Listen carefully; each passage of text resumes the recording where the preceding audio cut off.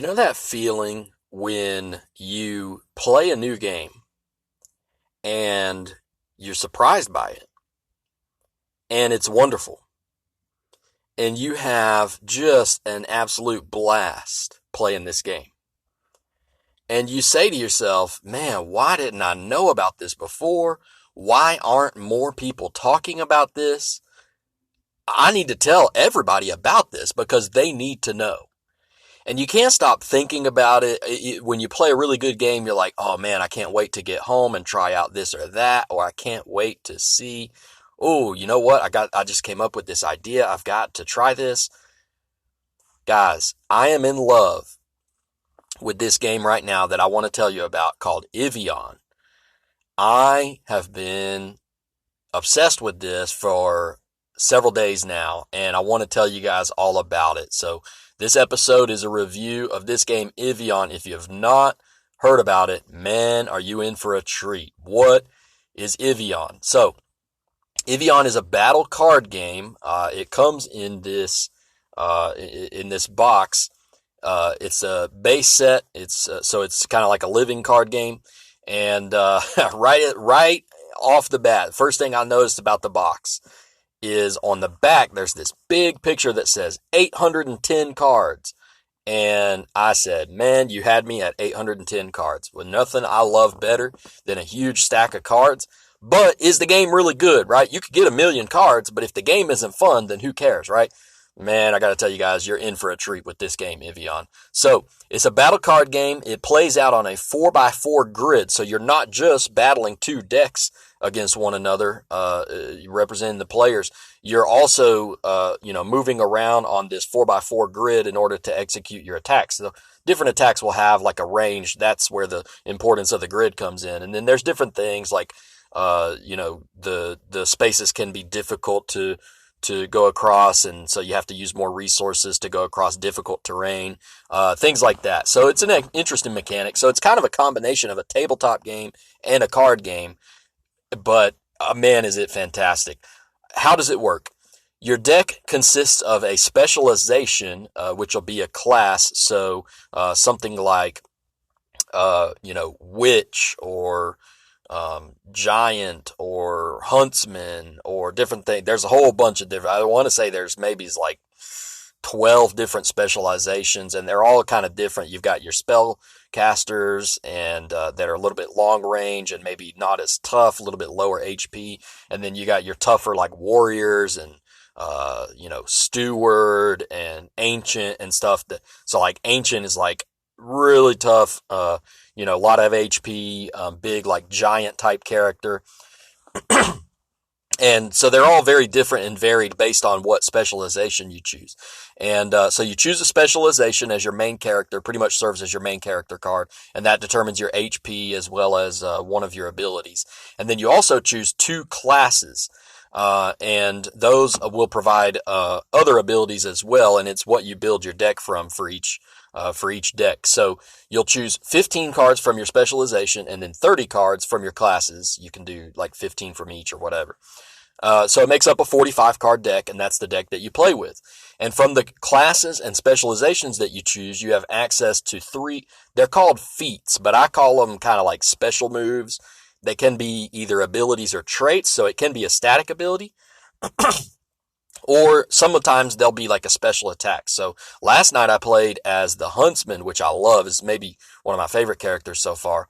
And I had some special abilities, a static ability that every time I heal HP, it deals as damage to the opponent. Instead of healing, I actually deal that much damage to the opponent.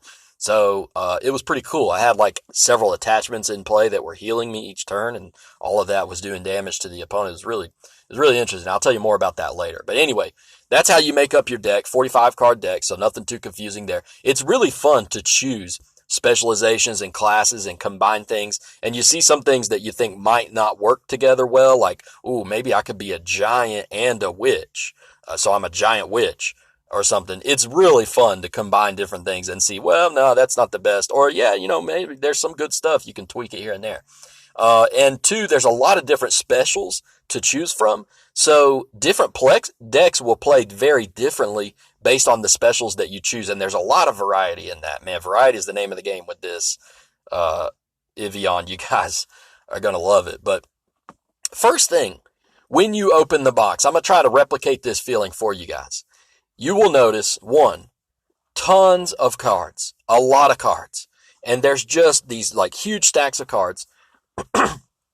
The next thing you'll notice about these is that they are beautiful. My wife actually said this when we were opening up the packages. She said the art on these cards is amazing. And it really is, man. The art looks fantastic. Good job to Luminary Games. Wherever you guys got the artists, it's fantastic, man. It looks really good. It's up there with some of the best that I've seen. One thing I love is the art bleeds to the edge of the card. There's no yucky border. So if you pick up a Magic the Gathering card, you'll see that little lame black border that's around the edge of the card. And I'm sure it serves a purpose. They don't want you to see the side of the card or whatever. Whatever. It just takes away from it makes the art box smaller and everything. These cards, the art bleeds to the edge of the card. It just looks great. It really makes it pop out. And I'm not really the biggest art nerd out there when it comes to card games, but these look really good. So I was happy with that.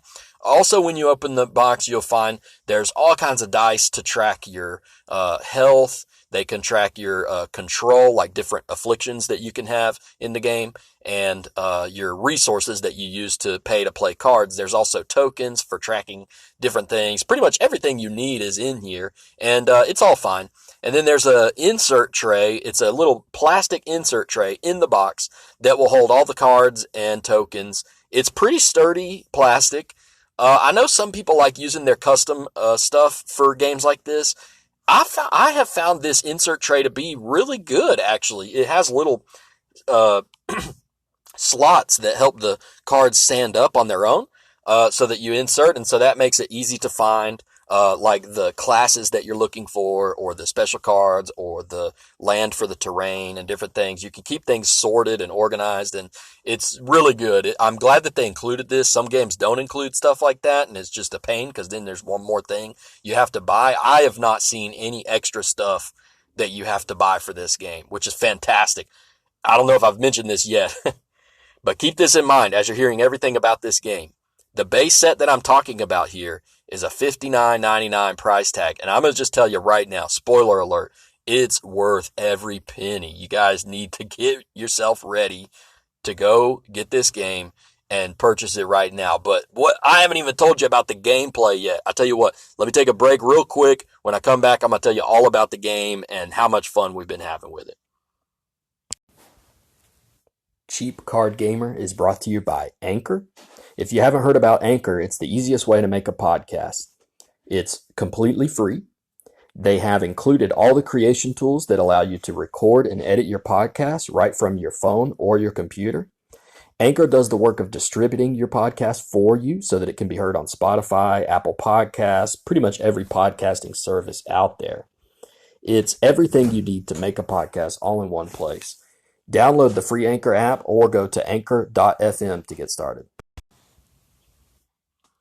In Ivion, your characters you're playing against your opponent. You each have your decks of cards that have been built, which, by the way, I should mention, when you buy the box, it comes with, and the rule book comes with, instructions for like some starter decks that you can try out. So you don't have to dive in and be inundated with deck building right away. I mean, unless you want to do that, but you can try out the starter decks, and actually, really convenient. They are separate. Those cards are separated when you open the box, like in their own packages. So you don't even have to dig through and find those cards. They're actually already kind of put together for you. So we used those first, and we really, I think it was Cryomancer maybe was one of them.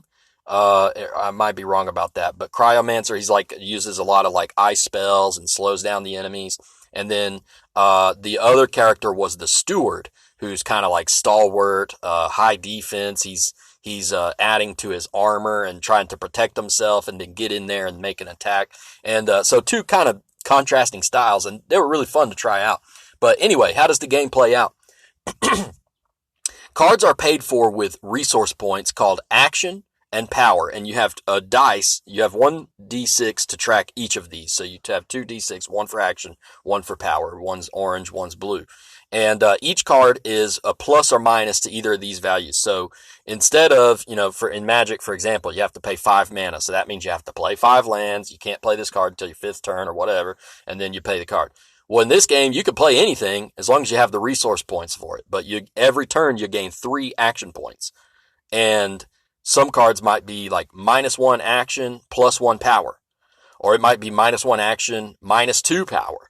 So one of the cool strategies is kind of crafting your hand, not crafting your hand, but deciding, oh, I can play this, add to my power, so that I can play this card, and it's going to subtract to my power. I have to play this one first. So strategizing like the order to play your cards in is one really interesting thing about the game. Let me say this. I love this system for playing cards.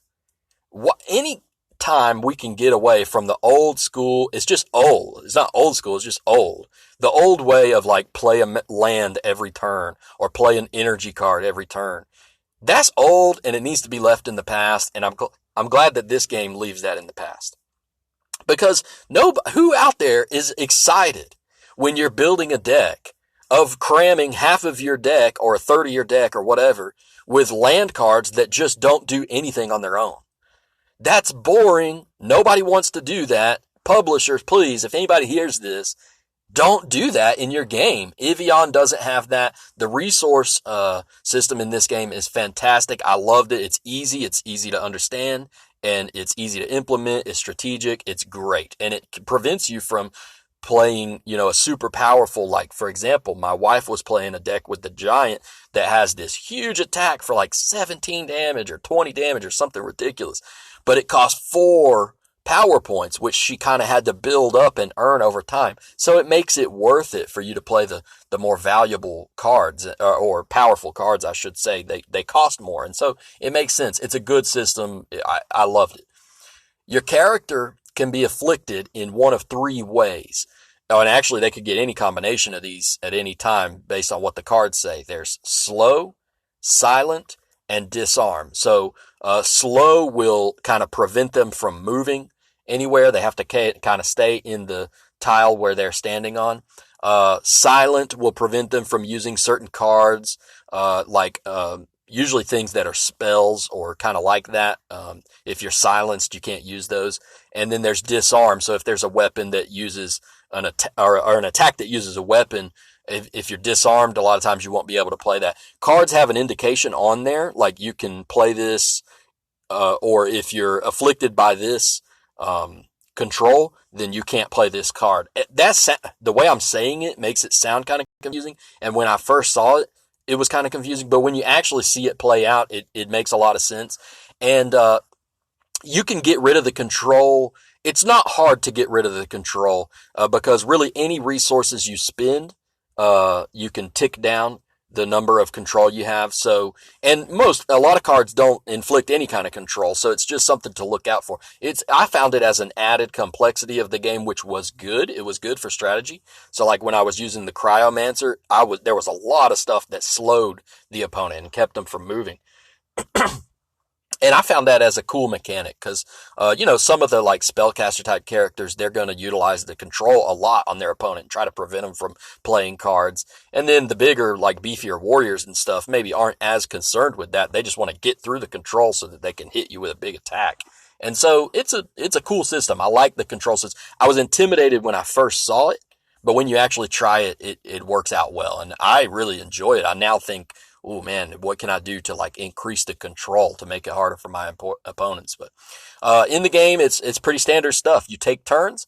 You can move your character around on the board, get up close to where you're within range for your attack to hit.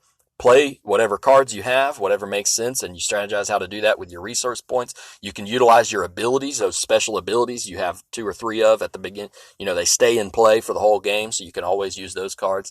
And that's it. You just take turns until you whittle someone else's health down to 0. Either your health goes to 0, or the opponent's health goes down to 0. And that's it. That's the end of the game. And then when the game ends, you'll do what me and my wife did and say, that was a lot of fun. You want to play again?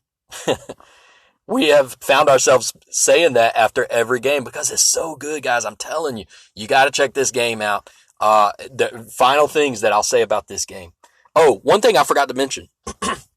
There's an element in this game which I love called second wind. If you're just getting pounded and once your health goes down below, I think it's 20, then you have what's called a second wind. And so what happens when you get your second wind is that you look at the top 5 cards of your deck, and then you keep 2 of those, and then the other 3 you put at the bottom of your deck. So essentially you get to draw into a couple more cards. Here's why I love that mechanic. We all have played cards where a card game where you go up against your opponent, you're outmatched, they steamroll you, and there's nothing you can do about it. Or maybe they build on they have a great first turn.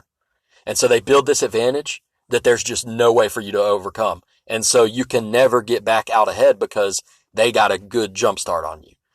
And that's not fun from a gameplay perspective. I think I can safely say most people, we don't have fun when we play a game like that. Like, well, you had a better turn 1 than me, so that's pretty much going to mean that you win the game. Second wind helps negate that from happening, because if you are just railing me, I'm at least going to draw into some more cards and might open up some options for me to do.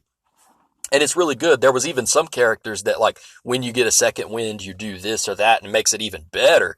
So awesome thing. I always hate that. If a game has it where, like, one person jumps to a lead and you're just going to lose if that happens, I don't like that. So second wind was a great mechanic. Anyway, this game, Ivion, guys, you need to just drop what you're doing and go buy this. I'm just not going to say it any other way than that. The gameplay seems to be balanced. We've tried a lot of different decks so far. I have more that I want to try. It's very fun. We usually finish a game. I told you, we usually finish a game and say, hey, let's play again. Or let's swap decks. Let me try that deck and you try this one. It's really, really fun to build different decks and choose different, like, special abilities and feats. And I'll say this, they play differently based on what you choose. I told you about, I had the huntsman. I played the huntsman versus the giant or the ancient, whatever it was I was playing against. And I had the special ability that when I heal, instead of healing, I deal that much damage to the opponent. And that was really neat. I was like, man, I can deal like 5 damage per turn to you just by cards that would heal me. I can deal with my opponent. So I was doing a lot of damage that way. And it was really crafty and just felt really cool. But then I realized, I was like, ooh, if I traded that card out for a different special ability, maybe an attack or something, then I wouldn't be dealing the damage, but I would be healing myself so I could keep myself alive longer to do a lot of different things. And that would play really differently for the huntsman. So I am very intrigued by that deck, and I'm going to kind of try to keep tweaking it. But I share that example with you just to say there's a lot of different strategies. There's a lot of different decks you can build. I'm telling you guys, it's just a fantastic game. Honestly, I have right now 3 to 4 decks that I think are pretty good after playing them a few times. And I have ideas for a few more decks that I could try. I have a deck or 2 that we think are not very good. But I have ideas that I would like to try to improve those decks. And as I look through the cards, I see, ooh, this card would work better in that deck. And so I should swap this card for one that maybe didn't work so well. This is the feeling that you want to have when you buy a card game, is there's so much to do. There's so much to see. It's fun to think about building the decks. Guys, I'm just going to tell you, if you love card games and you have people that are willing to sit down and play with you, you need to look into going and buying this game. It's so good. And let me give you a pro tip. I'll share this. I'm sure this is not the last episode that I'll talk to you about Ivion. If you think you might be interested in Ivion, but you say, man, I don't know if I can drop $60 on another card game right now, let me share this tip. This is a pro tip for you. Find a couple friends that you think will play the game with you. And y'all split a box. If you have 4 friends, each of you pay $15. Not very much at all, right? $15. Each of the 4 of you pay $15. When you open the box, choose a few different characters. Each of you can choose like 2 characters probably, and take those stacks of cards. So I'll take all the giant cards. You take all the witch cards. You take all the warrior cards, and you split up. Just draft them out, and then build the decks from the stuff that you drafted and play each other with them. And your friends can take those cards home with them. They can keep those cards. Then bring them back a month later. You switch and say, hey, let me have your stacks. Let me see what decks I can make with your stacks, and go back and forth. You can swap out the special cards. What you get in the box of Ivion is an absolute, just unbelievable value. For $60, you will be happy with what you walk away with. And I promise you guys, I'm putting a link in the episode description. Check out Ivion. See what you think. I can't believe more people aren't talking about this. And I'm putting this out there, and I'm seeing what I can do to fix that, because it shouldn't be that way. This game is fantastic. It is an absolute 10 out of 10 for me. I'm trying to think of anything that I don't love about the game, and I'm struggling to think of anything negative to say about it right now. It's absolutely awesome. If you haven't gotten that impression from hearing what I've said so far, go check it out. PlayIvion.com. You will not regret it, guys. It's fantastic. Listen, let me say this. You're welcome. You're welcome for how much fun you're about to have with Ivion if you go and get this. I don't regret it. It's absolutely fantastic. I'm looking forward to play. You know what? I'm going to stop this now so that I can go build another deck, because it's just that good. Anyway, thank you guys for listening to the episode. I hope you enjoyed it. Y'all have a great day.